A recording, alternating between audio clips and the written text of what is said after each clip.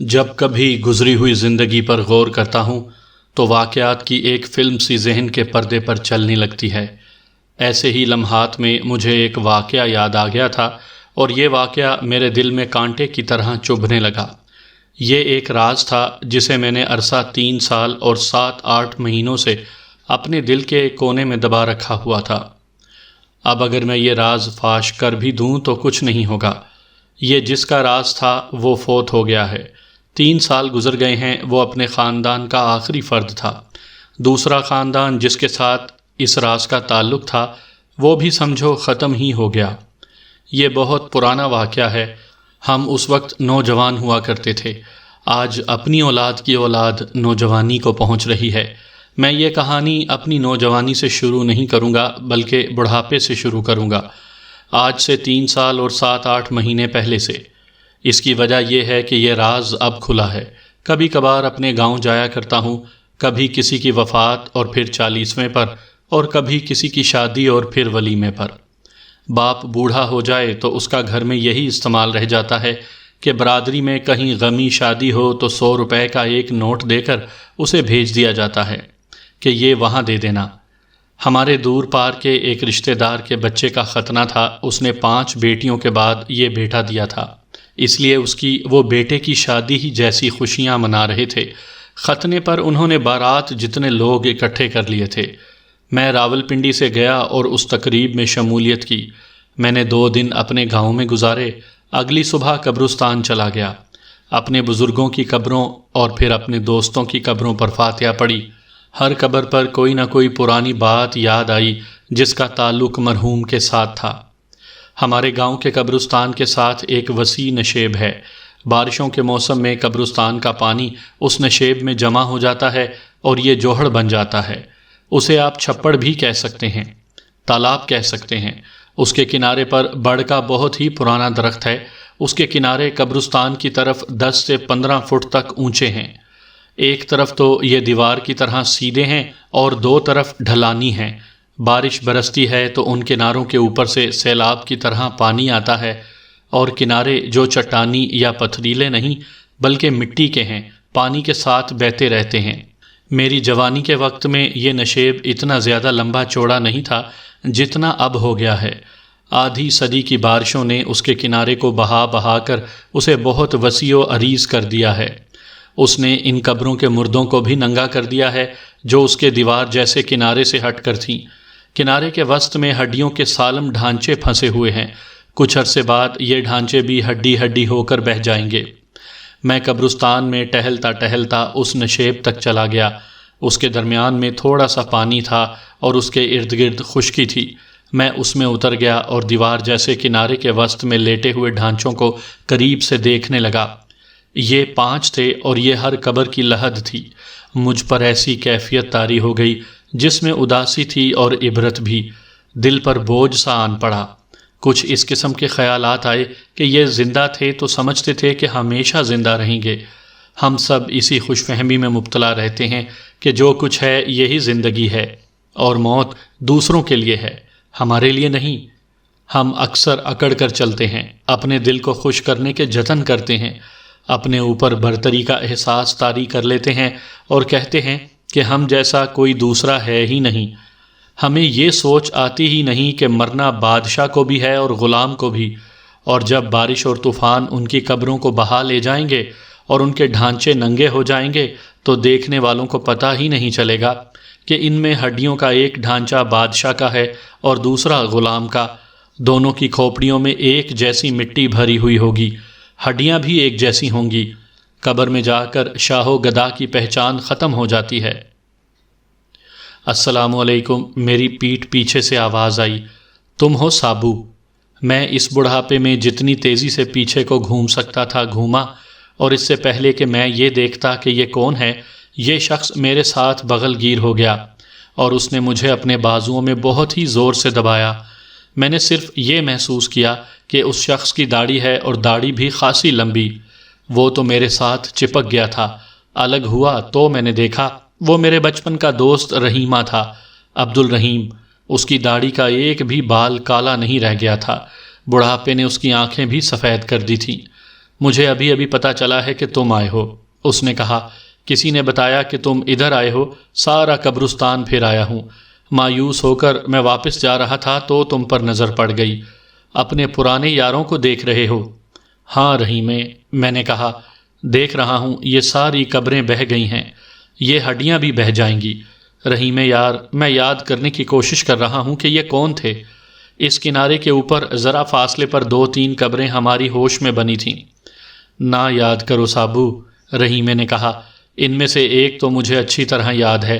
اس نے ہڈیوں کے ایک ڈھانچے کی طرف اشارہ کر کے کہا، یہ یاد کرو، اس کے جنازے میں تم بھی شامل تھے، میں بھی تھا، سب تھے۔ اکو کو بھول گئے ہو؟ اکرم؟ ہاں، مجھے یاد آ گیا، اس کا نام اکرم تھا اور اسے اکو کہتے تھے۔ ہمارا ہم عمر تھا، ایک بار ہمارے ساتھ شکار پر گیا تھا اور بلندی سے پھسل کر سر کے بل گرا اور مر گیا۔ اس وقت اس کی عمر 18-19 سال تھی۔ وہ ہماری شکاری پارٹی کا لڑکا نہیں تھا، نہ اسے شکار کے ساتھ کوئی دلچسپی تھی، وہ ہمارا دوست بھی نہیں تھا۔ وہ تو موت تھی جس نے اسے ایک روز ہمارے ساتھ بھیج دیا تھا۔ وہ ہمارے ساتھ ہنستا کھیلتا گیا اور ہم اس کی لاش اٹھا کر لائے تھے۔ آؤ چلیں سابو، رحیمے نے مجھ سے کہا، یہ پنجر دیکھ کر دل گھبراتا ہے۔ ڈر گئے رحیمے؟ وہ کچھ بھی نہ بولا۔ میں نے دیکھا کہ اس کی نظریں اکو کے ڈھانچے پر جمی ہوئی تھیں اور اس کے آنسو بہہ رہے تھے۔ ایسا لگتا تھا جیسے اسے یاد نہیں رہا کہ میں بھی وہاں موجود ہوں۔ میں اسے کہنے لگا تھا کہ آؤ چلیں، لیکن اس نے دونوں ہاتھ اپنے چہرے پر رکھ دیے اور وہ دھاڑیں مار مار کر رونے لگا۔ میں نے اسے اپنے ساتھ لگا لیا، اس نے سر میرے سینے سے لگا دیا، دھاڑیں ختم ہو گئیں اور وہ ہچکیاں لینے لگا۔ ظاہر ہے کہ اسے وہ دوست یاد آ گئے تھے جو فوت ہو گئے تھے۔ میرے بھی آنسو بہہ نکلے۔ سابو، اس نے کچھ دیر بعد اپنے آپ پر قابو پا کر کہا، آؤ تھوڑی دیر بڑ کے نیچے بیٹھیں گے، مدت بعد ملے ہو۔ ہم بڑ کے درخت کے نیچے جا بیٹھے۔ رحیمہ بار بار آہ بھرتا تھا۔ میں نے اپنے مرحوم دوستوں کے متعلق ایک جذباتی سی بات شروع کی تو میں نے دیکھا کہ رحیمے کا دھیان کہیں اور تھا۔ اس نے میری پوری بات نہ سنی۔ اکو کی موت تمہیں یاد ہے سابو؟ اس نے پوچھا۔ یاد کیوں نہیں؟ میں نے جواب دیا۔ وہ اونچی دندی سے گرا تھا، نیچے زمین سلوں والی تھی، وہاں اگر گھوڑا یا سانڈ گرتا تو وہ بھی زندہ نہ رہتا۔ اکو تو پھر انسان تھا۔ تم اسے بھول گئے تھے نا؟ رحیمے نے کہا۔ میں نہیں بھولا، 50 سال سے شاید کچھ زیادہ عرصہ گزر گیا ہے۔ اکو مجھے دن رات کئی بار یاد آتا تھا۔ تم کہتے ہو، سب کہتے تھے کہ وہ دندی سے گر کر مرا تھا۔ نہیں سابو، وہ خود نہیں گرا تھا، اسے گرایا گیا تھا، یہ قتل کا ایک طریقہ تھا۔ تمہارا دماغ حاضر ہے رحیمے؟ میں نے کہا۔ وہ اس روز ہمارے ساتھ شکار کھیلنے گیا تھا، ہم آگے نکل گئے تھے، تم اور اکو پیچھے رہ گئے تھے اور تمہارے شور مچانے پر ہم تم تک پہنچے تھے۔ نیچے دیکھا، اکو لہو لہان پڑا ہوا تھا۔ تم دونوں کے ساتھ تیسرا آدمی کوئی تھا ہی نہیں جو اکو کو دھکا دے کر بھاگ گیا ہو۔ سابو، رحیمے نے لمبی آہ بھری اور بولا، میں کچھ ایسا محسوس کر رہا ہوں کہ مجھے خدا کی طرف سے حکم ملا ہے کہ یہ راز دنیا میں چھوڑ کر میرے پاس آنا۔ تم میری جسمانی حالت دیکھ رہے ہو سابو، میں کچھ دنوں کا مہمان ہوں، تمہیں شاید خدا ہی نے بھیجا ہے۔ میری بات سن لو اور جب میں مر جاؤں تو ساری دنیا کو سنا دینا۔ اس نے جب بات کی تو میں سن ہو کے رہ گیا۔ ایسا خیال بھی آیا کہ یہ شخص جھوٹ بول رہا ہے، لیکن وہ جھوٹ نہیں بول رہا تھا۔ اس نے مجھے یاد دلایا کہ ہم کس طرح اس روز گاؤں سے نکلے تھے اور راستے میں کیا کیا واقعات پیش آئے تھے۔ میں آپ کو اس دن کی صبح سے بات سناتا ہوں تاکہ آپ کو اصل کہانی سمجھنے میں آسانی ہو۔ سامعین کرام، آپ سن رہے ہیں صابر حسین راجپوت مرحوم کی شکاریات کے سلسلے میں ایک اردو کہانی، راز اس دن کا۔ یہ اس سلسلے کی پہلی قسط ہے۔ مجھے امید ہے آپ کو میری یہ کاوش پسند آئے گی۔ جیسا کہ آپ میری کہانیوں میں سنتے رہتے ہیں کہ ہم کس طرح گاؤں سے شکار کے لیے نکلا کرتے تھے، اسی طرح ہم اس صبح بھی نکلے۔ سورج نکلنے میں ابھی تقریباً آدھا گھنٹہ باقی تھا۔ 1-2 روز پہلے ہم نے شکار کا پروگرام بنایا تھا۔ رحیمہ ہماری پارٹی کا بڑا پھرتیلا اور دلیر لڑکا تھا۔ وہ بے وقوفی کی حد تک دلیر تھا۔ اس کی دلیری اور بے خوفی کے واقعات اگر 2-4 ہی ہوتے تو میں سنا دیتا، لیکن یہ سب سنانے کے لیے مجھے الگ مضمون سنانا پڑے گا، اور وہ پھر کبھی صحیح۔ ہم جب ایک روز پہلے شکار کا پروگرام بنا رہے تھے تو پہلا سوال یہ سامنے آیا کہ کس طرف جانا چاہیے۔ ہر ایک نے اپنی اپنی تجویز پیش کی۔ رحیمے نے ایک ایسا علاقہ بتایا جہاں ہم پہلے کبھی نہیں گئے تھے۔ اس علاقے کو جانتے ضرور تھے، ڈراؤنا سا علاقہ تھا، بالکل اجاڑ بیابان، زمین تو ہمارے خطے میں کہیں بھی ہموار نہیں، لیکن اس علاقے کے خد و خال کچھ اور ہی قسم کے تھے۔ گہرے نشیب تھے جن کے کنارے دیواروں جیسے تھے، اوپر کہیں کہیں زمین ہموار تھی، ان ہموار ٹکڑوں میں سے بعض تنگ ہوتے ہوتے ایک چوڑی دیوار کی صورت اختیار کر لیتے تھے۔ ان کی بلندی سے ڈر لگتا تھا، یوں محسوس ہوتا تھا جیسے آپ 2 منزلہ بلکہ 6 منزلہ مکان کی منڈیر پر چلے جا رہے ہوں۔ دونوں طرف گہرے اور وسیع نشیب اور کھڈ تھے، درختوں کی بہتات تھی۔ اس علاقے میں ایک قص یعنی برساتی نالہ بھی گزرتا تھا، جو علاقے کی شکل و صورت کی وجہ سے تھوڑے تھوڑے فاصلے پر مڑتا تھا۔ اس کے کنارے دیواروں کی طرح اونچے تھے، جنہیں ہماری زبان میں دندیاں کہتے ہیں۔ یہ سارا علاقہ دندیوں کا ہی تھا۔ ان میں شگاف تھے جو غاروں جیسے تھے، ان میں گیدڑ، سے، گھو اور خرگوش وغیرہ رہتے تھے۔ وہاں بھیڑیے بھی تھے لیکن زیادہ نہیں۔ آج کل اس علاقے کے خد و خال ویسے نہیں رہے جیسے میری نوجوانی کے وقت میں تھے۔ اتنی مدت کی آندھیوں اور بارشوں نے ٹیلوں اور دندیوں یعنی مٹی کی پہاڑیوں کو بہا بہا کر اور ان کی مٹی اڑا اڑا کر برابر کر دیا ہے۔ ان کے تودے گرتے اور بارشوں میں بہتے رہتے ہیں۔ لوگوں نے درخت کاٹ کاٹ کر ختم کر دیے ہیں۔ بعض پرانے گاؤں اجڑ گئے ہیں اور جو باقی رہ گئے تھے وہ پھیل کر بڑے گاؤں بن گئے ہیں۔ جب سے خاندانی منصوبہ بندی کے چرچے شروع ہوئے ہیں، آبادی اتنی ہی بڑھ گئی ہے کہ ہر طرف آدمزاد ہی آدمزاد نظر آتے ہیں، اور جن جانوروں اور بھیڑیوں کا ہم شکار کھیلا کرتے تھے وہ غائب ہو گئے ہیں۔ یہ میرا مشاہدہ ہے کہ جب سے نیا تمدن یا نیا کلچر اور دبئی اور انگلینڈ کا پیسہ دیہات میں آنا شروع ہوا ہے، گھریلو جھگڑے بڑھ گئے ہیں۔ میاں بیوی کے آپس کے جھگڑے جو ہمارے وقتوں میں خال خال ہوتے تھے، اب گھر گھر کا معمول بن گئے ہیں۔ بیویاں روٹ روٹ کر میکے جاتی اور آتی رہتی ہیں، میاں بیوی کے درمیان عداوت رہتی ہے، لیکن بیویاں بچے پیدا کرنے سے باز نہیں آتی۔ میں بات کسی اور طرف لے گیا ہوں۔ میں اس علاقے کا ناک نقشہ بیان کر رہا تھا اور بات آج کی آبادی پر آ گئی۔ میں ایک بات ضرور کہوں گا، آج ہمارا علاقہ ترقی کر گیا ہے، پکے مکانوں کی بہتات ہو گئی ہے، کوٹھیوں اور بنگلوں جیسے مکان بھی عام ہو گئے ہیں۔ یہ باہر کے پیسے کی برکت ہے۔ دیہات میں کاریں، اسکوٹر اور موٹر سائیکل بھی پہنچ گئے ہیں، بجلی بھی آ گئی ہے۔ اگر 2 3 دن بجلی بند رہتی ہے تو یہ لوگوں کی قسمت اور اللہ کی مرضی ہے۔ یہ شکایت تو کوئی نہیں کر سکتا کہ دیہاتی بجلی سے محروم ہیں۔ اس قسم کی ترقی بہت ہوئی ہے، لیکن ہمارے وقتوں والا خلوص اور پیار باقی نہیں رہا۔ بناوٹ اور ڈپلومیسی آ گئی ہے۔ کبھی خیال آتا ہے کہ ان لوگوں سے تو گیدڑ، خرگوش اور بھیڑیے ہی اچھے تھے۔ میں کہہ رہا تھا کہ رحیمے نے پرزور طریقے سے کہا کہ اس علاقے میں چلنا چاہیے۔ یہ علاقہ ہمارے گاؤں سے تقریباً 9 میل دور تھا۔ رحیمہ کہتا تھا کہ وہاں بھیڑیے ہوئے تو مزہ ہی آ جائے گا۔ کچھ دن پہلے اس علاقے کی طرف سے آنے والے ایک آدمی نے بتایا تھا کہ وہاں 4-5 بھیڑیے دیکھے گئے ہیں۔ ہمیں چونکہ خطروں سے اور ایڈونچر سے پیار تھا، اس لیے ہم نے کہا کہ ادھر ہی چلیں گے۔ مجھے یہ بھی یاد ہے کہ مہینہ ستمبر کا تھا۔ ہم حسب معمول گاؤں سے اس وقت نکلے جب صبح ابھی دھندلی تھی۔ مجھے یاد ہے کہ اس صبح میرے دل پر بوجھ سا تھا۔ 20 سال کی عمر میں دل پر کسی قسم کا بوجھ نہیں ہوا کرتا، لیکن میں صاف طور پر محسوس کر رہا تھا کہ شکار پر جاتے طبیعت میں جو بشاشت اور بے فکری ہوا کرتی تھی وہ نہیں تھی۔ اس صبح ایک بات معمول کے خلاف تھی۔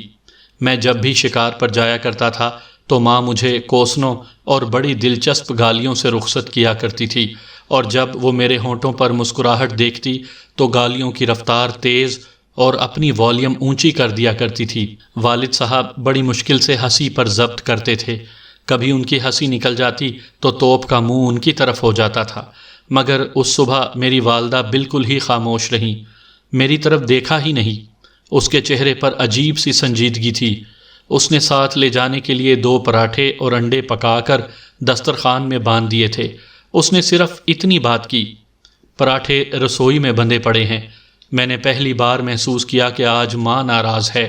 اس کی گالیوں میں تو دعائیں ہوا کرتی تھیں۔ گاؤں سے نکلتے ہوئے میرے قدم رکنے لگے اور دل سے جیسے آواز آئی ہو کہ واپس جا سابو، ماں کو راضی کر کے آ۔ میں نے اپنے سب سے زیادہ عزیز دوست شہباز خان کو بتایا کہ میں کیا محسوس کر رہا ہوں۔ سچ ماننا سابو، شہباز خان نے کہا، میری اپنی حالت کچھ ایسی ہی ہو رہی ہے، معلوم نہیں وجہ کیا ہے۔ اس روز ہمارے ساتھ 10-11 کتے اور ہم 13-14 لڑکے تھے، سب بکھرے ہوئے جا رہے تھے۔ میں اور شہباز خان اکٹھے چل رہے تھے۔ میرا ایک اور جگری یار افضل ہمارے پاس آ گیا، اس کا خونخوار بولی اس کے ساتھ تھا۔ رات بڑا ڈراؤنا خواب دیکھا ہے، افضل نے کہا، ابھی تک اس کا دل پر اثر ہے۔ ایک ویرانہ ہے جس میں بہت سے درخت ہیں، ایک درخت یوکلپٹس جیسا سیدھا اور اوپر کو اتنا اونچا چلا گیا ہے جیسے آسمان کو چھو رہا ہو۔ اس کی چوٹی سے ہمارے گاؤں کا ایک لڑکا گر رہا ہے، وہ ہمارے دوستوں میں سے کوئی ہے، معلوم نہیں کون ہے۔ وہ الٹا سیدھا ہوتا نیچے کو آ رہا ہے۔ میں دوڑ کر نیچے جا کھڑا ہوتا ہوں اور بازو آگے کر کے کہتا ہوں کہ میں اسے زمین پر نہیں گرنے دوں گا، اپنے بازوؤں پر روک لوں گا، لیکن وہ قریب آتا ہے تو چیل بن جاتا ہے، پھر وہ چیل کی طرح چیختا اڑ جاتا ہے اور نظروں سے اوجھل ہو جاتا ہے۔ یہ کوئی اتنا ڈراؤنا خواب تو نہیں، شہباز خان نے کہا، تم اتنا ڈر رہے ہو؟ آنکھ کھلی تو دل پر خوف تھا، افضل نے ہنستے ہوئے کہا۔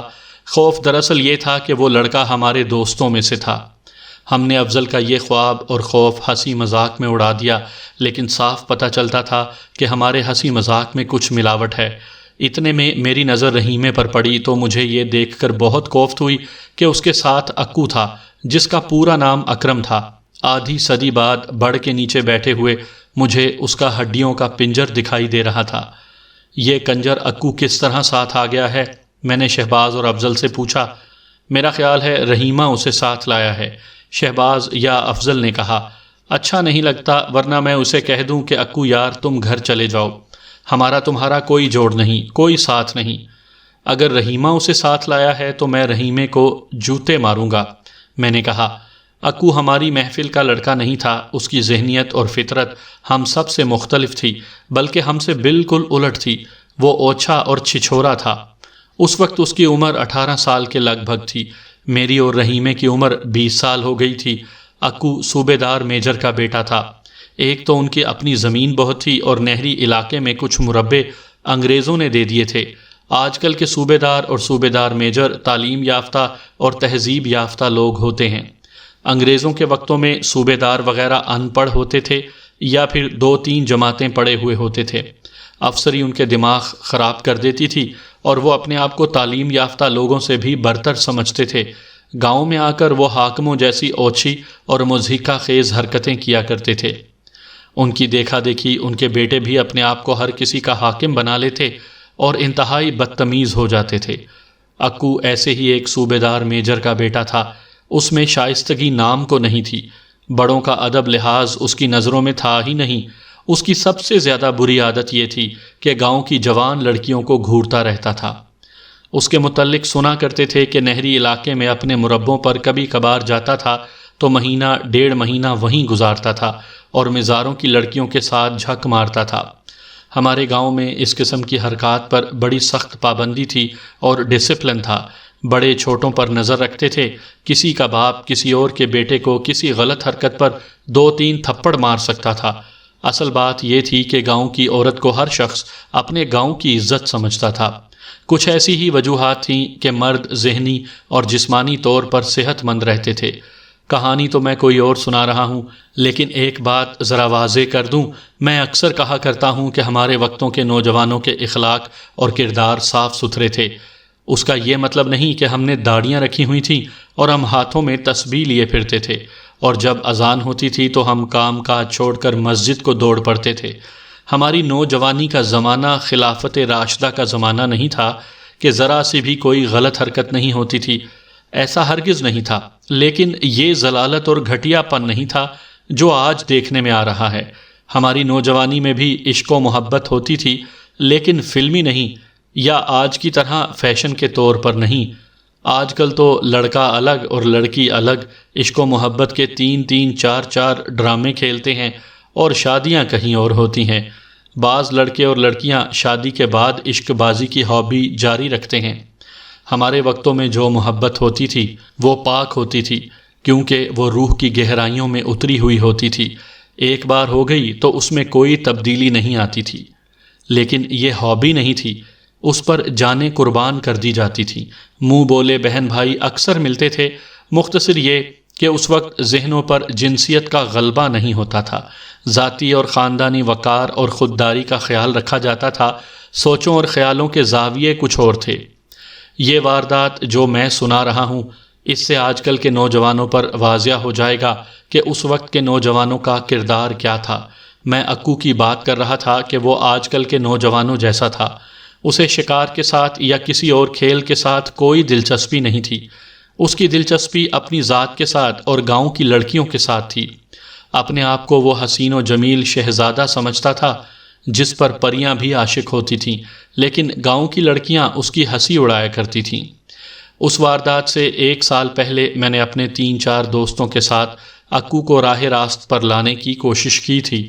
اس نے پہلے تو ہنسی ہنسی میں ہمیں ٹالا، ہم اس کے ساتھ بڑے پیار سے بات کر رہے تھے، آخر اس نے کھوکھلی اور گھٹیا باتیں کرنا شروع کر دیں اور ہمیں اپنی برتری جتانے لگا۔ اس کے بعد ہماری پارٹی کے کسی لڑکے نے اس سے منہ نہیں لگایا۔ ہم میں کوئی ایک بھی لڑکا وہمی نہیں تھا، لیکن اس صبح اس لڑکے اکو کو اپنی پارٹی کے ساتھ دیکھا تو افضل نے کہا، یہ تو نری نحوست ہے جو ہمارے ساتھ آ گئی ہے۔ ہم کوئی کاروبار یا تجارت کرنے نہیں جا رہے تھے کہ نحوست سے ہمارا نقصان ہو جاتا، یا ہم کسی مقدمے کی پیشی بھگتنے نہیں جا رہے تھے کہ کسی منحوس انسان کی نحوست سے ہم مقدمہ ہار جاتے۔ بات یہ تھی کہ شکار میں خواہ مخواہ ہم خطرے مول لے لیا کرتے تھے۔ اس وقت تک ہمارا ایک دوست مارا جا چکا تھا اور 3 بہت بری طرح زخمی ہو چکے تھے۔ ویسے بھی ہمارا علاقہ خطرناک تھا، ٹیلے، ٹیکریاں، گہرے کھڈ اور کھائیاں، زہریلے سانپ اور بچھو بھی ہوتے تھے۔ ہم ڈرتے تھے کہ کہیں کوئی حادثہ نہ ہو جائے۔ کچھ اور آگے جا کر میں نے رحیمے کو اشارے سے بلایا اور اس سے پوچھا کہ اکو کس طرح ساتھ آ گیا۔ یار سابو، رحیمے نے کہا، میں اسے ساتھ نہیں لانا چاہتا تھا، اسے کہیں کل شام سے پتہ چل گیا کہ ہم کل شکار پر جا رہے ہیں۔ رات کو میرے گھر آیا اور کہنے لگا کہ مجھے بھی شکار پر اپنے ساتھ لے جایا کرو۔ میں نے یہ سوچ کر اسے کہہ دیا کہ صبح آ جانا، کہ یہ ہماری پارٹی میں شامل ہو گیا تو شاید بندہ بن جائے۔ مجھے اچھی طرح یاد ہے کہ میں نے رحیمے کی بات سن کر کہا تھا کہ اسے تم ہی بندہ بنانے کی کوشش کرو۔ رحیمے نے کہا تھا کہ میں اسے بندے کا پتر بنا دوں گا۔ ہم ایک وسیع و عریض نشیب تک پہنچ گئے، اس میں گھاٹی اترتی تھی۔ اس نشیب کے کنارے 3 اطراف ڈھلانی اور ایک طرف بالکل سیدھی کھڑی دیوار کی طرح تھے۔ اس دیوار یا دندی میں کئی جگہوں پر شگاف تھے اور یہ کٹی پھٹی تھی۔ ان شگافوں کے اندر ہمارا شکار رہتا تھا۔ نشیب کے وسط میں بارشوں کا پانی جمع تھا، اس وجہ سے بھی گیدڑ، خرگوش وغیرہ ان کا یہاں رہنے کا امکان تھا کہ پانی قریب تھا۔ اب ہم نے اپنے شکار کو باہر نکالنا تھا۔ ہم نشیب میں اترنے ہی لگے تھے کہ کسی جھاڑی سے 2 خرگوش نکلے اور آہستہ آہستہ چلتے پھدکتے پانی کی طرف چل پڑے۔ ہمارے کتے کی نظر ان پر پڑ گئی۔ ایک نے بف کی آواز نکال کر اپنے ساتھیوں کو اطلاع دی۔ ہم نے کتوں کے پٹوں سے زنجیریں کھول دیں۔ جلدی ہوئے، ہمارے ایک ساتھی کی آواز سنائی دی، وہ دیکھو 2 بھیڑیے۔ ہمارے کتے کھل چکے تھے اور خرگوشوں کی طرف دوڑ پڑے تھے۔ اس طرف سے جس طرف نشیب کنارہ دیوار جیسا تھا، 2 بھیڑیے بہت ہی تیز دوڑے آ رہے تھے، ادھر سے کتے دوڑے جا رہے تھے۔ دونوں خرگوش پانی کے ساتھ ساتھ دوسری طرف بھاگ اٹھے۔ ہم ابھی نشیب میں نہیں اترے تھے، بلندی پر کھڑے تماشا دیکھ رہے تھے۔ آج کل کے لوگ عشق و محبت کی بیہودہ فلموں سے دل بہلاتے ہیں اور جھوٹ موٹ کی مار دھاڑ سے لطف اٹھاتے ہیں۔ اگر آپ وہ منظر دیکھتے جو ہم دیکھ رہے تھے تو آپ فلموں پر لعنت بھیج دیتے۔ ہم دیکھ رہے تھے کہ خرگوشوں تک بھیڑیے پہلے پہنچتے ہیں یا ہمارے کتے۔ بھیڑیے خرگوشوں کے تعاقب میں ایسے مگن تھے کہ انہوں نے کتوں کی طرف دھیان ہی نہ دیا۔ ہمیں امید تھی کہ ہمارے کتے پہلے پہنچ جائیں گے اور وہ خرگوشوں کو نظر انداز کر کے بھیڑیوں پر ٹوٹ پڑیں گے، اور پھر جو مارکا ہوگا وہ ہمارے شکار کا نشہ پورا کر دے گا۔ لیکن بھیڑیے خرگوشوں کے زیادہ قریب تھے۔ خرگوش بالکل ہی بے وقوف تھے، وہ اکٹھے دوڑے جا رہے تھے، انہیں الگ الگ ہو جانا چاہیے تھا۔ دونوں اگر مختلف سمتوں کو بھاگتے تو بھیڑیے بھی الگ ہو جاتے اور ان کے بچنے کی صورت ہو سکتی تھی۔ ہوا یہ کہ بھیڑیوں نے خرگوشوں تک پہنچ کر ایک پنجہ مارا، دونوں خرگوشوں نے لڑکنیاں کھائیں اور چند سیکنڈ بھی نہیں گزرے تھے ایک خرگوش ایک بھیڑیے کے منہ میں اور دوسرا دوسرے بھیڑیے کے منہ میں تھا۔ بھیڑیے رکے، تب انہیں پتہ چلا کہ کتوں کی فوج آ رہی ہے۔ انہوں نے خرگوشوں کو منہ میں لیا اور ایسے دوڑے کہ ہم ان کی رفتار پر حیران رہ گئے۔ کتے بھی تیز تھے، لیکن بھیڑیے نشیب کے دیوار جیسے کنارے کے نیچے مٹی کی ٹیکریوں پر چڑھے اترے اور غائب ہو گئے۔ ہم سب دوڑے گئے۔ وہاں صورتحال یہ تھی کہ مٹی کی دیوار کے آگے اس کے تودے گر کر ٹیکری بن گئے تھے، جس کے پیچھے دیوار میں زمین کے قریب اتنا بڑا سوراخ یا بل تھا جس میں ایک کتا بیٹھ کر اندر جا سکتا تھا۔ دونوں بھیڑیے اس کے اندر چلے گئے تھے اور کتے اس کے اندر جانے کی کوشش کر رہے تھے۔ ٹیکری اور دیوار یعنی دندی کے درمیان اتنے زیادہ کتوں کے لیے جگہ نہیں تھی۔ کتے غصے میں تھے کیونکہ بھیڑیے ان کا شکار اٹھا کر لے گئے تھے۔ کوئی ایک کتا بل کے اندر منہ لے جاتا تو فوراً پیچھے ہٹ آتا۔ ایک کتا اپنا سر اور اگلی ٹانگیں بھی اندر لے گیا، یعنی آگے سے اس کا آدھا جسم بل کے اندر چلا گیا۔ اس نے اگلی ٹانگیں دوہری کر رکھی تھیں کیونکہ اسی پوزیشن میں وہ اندر جا سکتا تھا، لیکن وہ تڑپنے لگا۔ وہ باہر نکلنے کی ناکام کوشش کر رہا تھا اور وہ بری طرح چیخ چلا رہا تھا۔ اس کے ساتھی کتے آگے بڑھ کر اس کی مدد کو پہنچنے کے لیے باری باری اپنے منہ بل میں ڈالتے، لیکن بل میں وہ کتا تڑپ رہا تھا۔ آخر کتا بل سے باہر آ گیا۔ یہ دودھ کی طرح سفید بل ٹیریئر کتا تھا، لیکن اس کا منہ اور سر لال ہو گئے تھے۔ بھیڑیوں نے اپنے پنجوں اور دانتوں سے اپنے گھر میں اس کا استقبال کیا تھا اور اسے بری طرح لہو لہان کر دیا تھا۔ ہمیں ڈر تھا کہ بھیڑیوں نے اس کی آنکھیں نکال دی ہوں گی، لیکن آنکھیں بچ گئی تھیں۔ بھیڑیے اپنے گھر کا دفاع جان فشانی سے کر رہے تھے۔ ہمیں یہ خطرہ نظر آنے لگا کہ کوئی کتا اندر چلا بھی گیا تو بھیڑیے اسے چیر پھاڑ کر کھا جائیں گے۔ بھیڑیے 2 سے زیادہ بھی ہو سکتے تھے۔ ہم گرے ہوئے تودوں پر کھڑے تماشا دیکھ رہے تھے۔ اچانک دور سے بڑی بلند پکار سنائی دی، اکو گر پڑا ہے، اوئے جلدی آؤ، اوئے اوئے جلدی، اوئے جلدی۔ آج جب یہ روداد آپ کو سنا رہا ہوں تو مجھے ایسا محسوس ہو رہا ہے جیسے میری عمر 20 سال ہو گئی ہے اور میں یہ پکار سن رہا ہوں۔ یہ رحیمے کی پکار تھی۔ وہ اس نشیب کے دوسرے کنارے پر کھڑا ہمیں پکار رہا تھا۔ اس کی آواز میں گھبراہٹ تھی۔ میں کچھ حیران سا ہوا تھا کہ ہم کتوں کے پیچھے نشیب میں اتر آئے تھے مگر رحیمہ ہمارے ساتھ نہیں آیا۔ بہرحال وہ وقت سوچنے کا نہیں تھا۔ ہم کتوں کو وہیں چھوڑ کر اس طرف دوڑ پڑے۔